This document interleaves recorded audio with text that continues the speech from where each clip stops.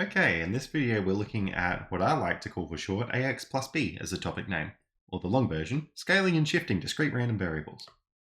Now, this is best illustrated through an example. So we're actually going to use the same example from the previous video, which is rolling a single dice and looking at the mean and standard deviation. So from the last video, we worked out that the mean number, the average you get, is 3.5. The average or the mean, this is the expected value, so that's E bracket A. These two numbers are variance in the standard deviation. These just measure how spread out the data is. And that bottom one is your standard deviation, and the top one is your variance. Okay, now we're going to start doing some shenanigans with this dice. The first one we'll look at is just adding 1 to all the numbers. So instead of rolling 1 through to 6, you're rolling 2 through to 7. And then the second dice we're going to look at is multiplying each of the numbers by 2. I would really encourage you to pause the video here and see if you can figure out how the average will change for each of these and how the variance and standard deviation will change, just intuitively. Hopefully you've done that. And hopefully you've thought about, well, okay, if every number is 1 higher, surely the average will be 1 higher, so 4.5. And that would be correct. Also, since these bottom two numbers just measure how spread out, like each of these numbers are just 1 apart from each other.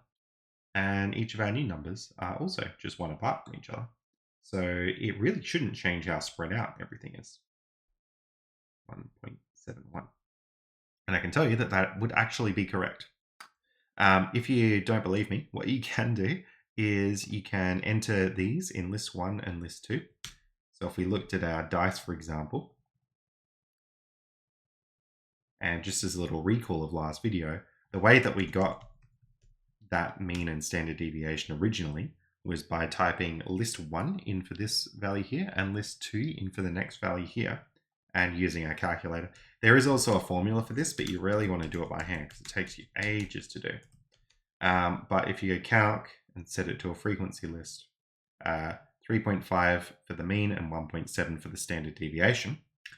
And if I change my list 1 so that instead of going 1 through to 6, it goes 2 through to 7, what we should see is my mean's gone up by 1, but my standard deviation has stayed the same. Okay, next dice we need to look at is the timesing by 2 dice. So I really would encourage you to think about what's going to happen. Maybe we would expect that the mean is 2 times the old mean, so 7. And indeed, that would be correct. Now, maybe you would also expect that instead of these being 1 apart, they're now 2 apart for each number. So I reckon the spread has actually changed. This dice is more spread out than the old one. And in fact, that would be the standard deviation. This is 2 times the old standard deviation. Okay, so that is going to give you, let's see, 2 times 1.71 would be 3.42 for the new standard deviation. And if we go into our list here, and instead of the old dice, 2, 4, 6, 8, 10, 12, I'm hoping that we see these numbers, 3.42 for the standard deviation and 7 for the mean, which we do. Now the variance, okay, if we just try and do 2 times the old variance, that will not give us the right answer. Okay, so this would be 4.84. And really importantly, the standard deviation squared is supposed to give us a variance, or the square root of the variance is supposed to be the standard deviation. And if I do square root of 4.84, it is not 3.42. So the trick there is that this number is 2 squared. So that's going to be 4 times 2.92, and we can work out what that is. It's 11.68. And now if I look at the square root of that answer, that should be the same as the standard deviation, 3.42. So that's all good. Now, there's one other thing that I didn't mention. I was being a little bit cheeky here. This is technically mod 2 here, which is still the positive value of 2. So if you ever had like mod 2, that's just 2. And if you had mod of minus 2, that's just 2. Mod makes it positive.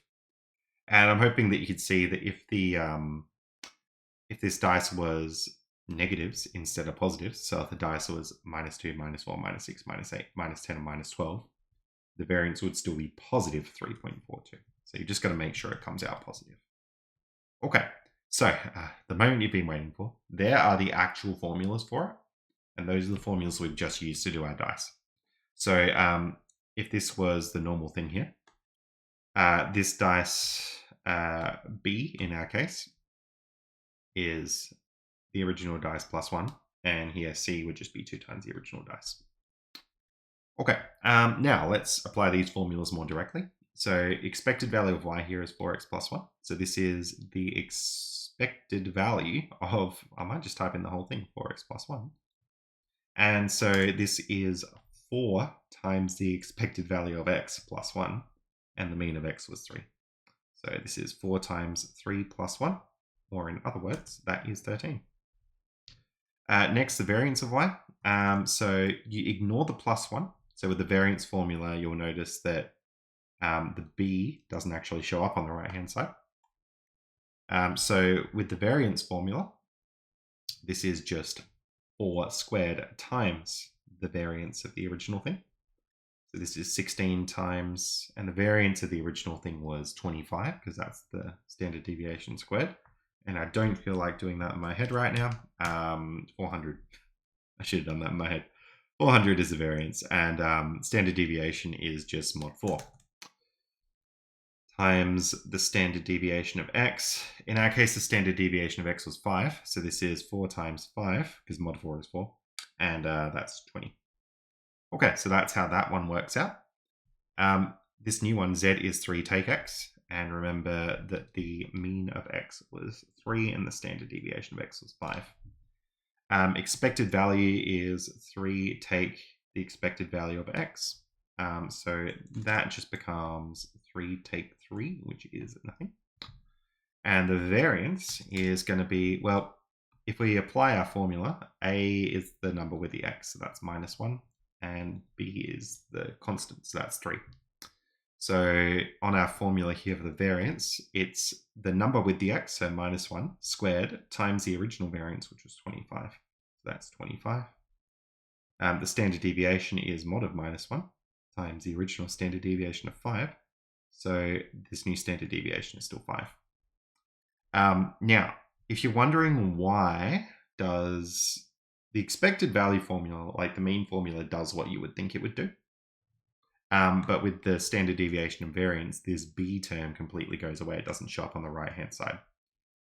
Think of it like this dice here. So in this case, a in the formula was 1. And b was 1. Because we had 1x plus 1, or one of the original dice plus 1. So the reason the variance doesn't change is in this dice, yes, we moved all the numbers up, but it didn't make it any more or less spread out. So if you want to apply these formulas, you will always win. They're not too bad to use. But if you want to understand why they work, think back to the dice example every time.